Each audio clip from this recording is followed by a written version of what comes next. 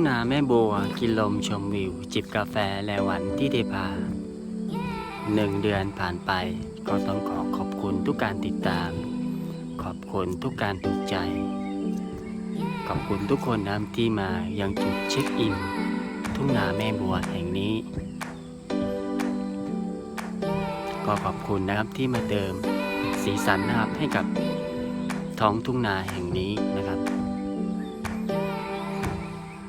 ซึ่งตอนนี้นะครับก็อยู่ในช่วงของการเก็บเกี่ยวข้าวนะครับซึ่งบางส่วนก็ได้เก็บเกี่ยวเป็นที่เรียบร้อยแล้วนะครับแต่ว่าก็ยังมีบางส่วนครับที่ยังไม่สุกและก็ต้องรอการเก็บเกี่ยวต่อไปวันนี้นะผมจะพาทุกคนนะมาชมมุมสูงมุมสวยนะครับของทุ่งนาแม่บัวนะครับ